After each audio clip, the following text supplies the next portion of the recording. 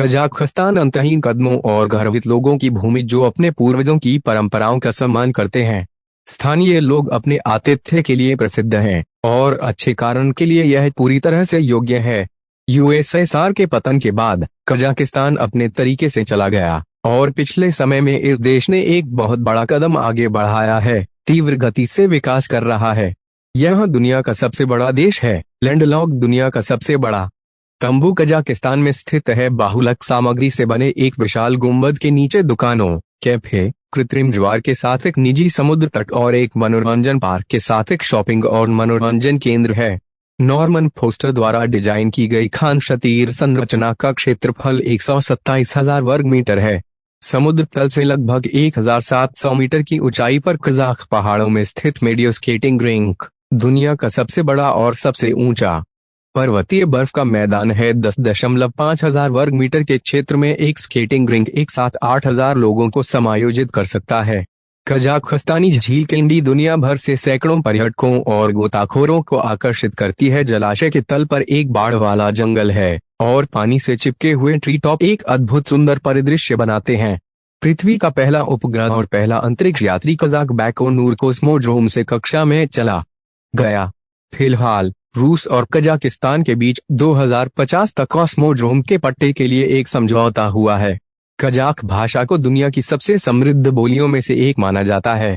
वैज्ञानिकों के अनुसार भाषा में लगभग 2.5 मिलियन शब्द होते हैं।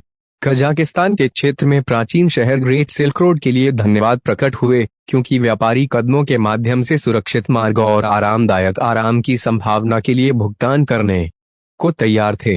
कजाकिस्तान में 9वां सबसे बड़ा देश कजाकिस्तान में दुनिया में राजधानी में 2 मिलियन सहित केवल 18 मिलियन लोग हैं।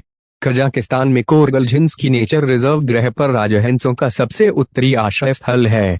हर साल 35,000 गुलाबी पक्षी यहाँ आते हैं। कजाकिस्तान की गहराई में आवर्त सारणी बनाने वाले 105 तत्वों में से 99 का खनन किया जा सकता है। कजाकिस्तान में जर्मन, कोरियाई और उइघुर राष्ट्रीय थिएटर संचालित होते हैं। 1970 के दशक में हाथी बतिर कजाक चिड़ियाघर में रहता था, जो मानव भाषण और अन्य ध्वनियों की नकल करना जानता था। नहीं अकटाऊ शहर से दूर एक असामान्य मस्जिद है। इसमें प्रवेश करने के लिए एक मुसलमान को 1.5 किलोमीटर भूमिगत जाना होगा। प्राचीन काल में कजाक एक विशेष चाय की मदद से प्यास और भूख बुझाते थे, जिसमें दूध, मक्खन, नमक, तेल, फैट और आटे के टुकड़े जोड़े गए। कजाकिस्तान की बलखश झील का आधा पानी ताजा है और दूसरा आधा नमकीन है। इस रहस्य के लिए अभी भी कोई वैज्ञानिक व्याख्या नहीं है। द्वितीय विश्व युद्ध के दौरान लाल सेना के हथियारों के लिए हर तीसरी गोली कजाकिस्तान में खनन धातु से डाली गई थी। प्रत्येक निवासी कजाकिस्तान के लोग प्रति वर्ष औसतन लगभग 1.2 किलोग्राम चाय की खपत करते हैं। तुलना के लिए भारत में यह आंकड़ा केवल 650 ग्राम है। कजाकिस्तान यूरेनियम खनन में विश्व में अग्रणी है। यहाँ के मुख्य निवासी कजाक लोग हैं जो तुर्क मूल के हैं।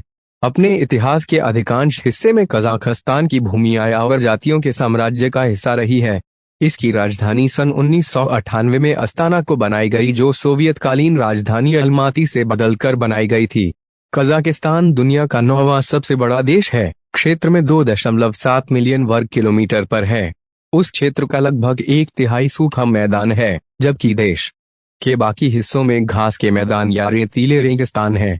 उत्तर में रूस पर कजाकिस्तान सीमाएं, पूर्व में चीन और किर्गिस्तान, उज्बेकिस्तान और तुर्कमेनिस्तान दक्षिण में सीमाएं हैं। यह पश्चिम में कैस्पियन सागर पर सीमा भी है। कजाकिस्तान में सबसे ऊंचा बिंदु खान तांगिरी शिंजी है, जो 6,995 मीटर पर है। निम्नतम बिंदु समुद्र तल से 132 मीटर पर वक्दीना कुंडा है। संयुक्त राष्ट्र संघ की विश्व धरोहरों में स्टेपी क्षेत्र सरियरका का नाम 2008 में शामिल हुआ है। कजाकिस्तान की प्रति व्यक्ति जीडीपी $12,800 यूएस है। बेरोजगारी केवल 5.5% है और आबादी का 8.2% गरीबी रेखा से नीचे रहती है।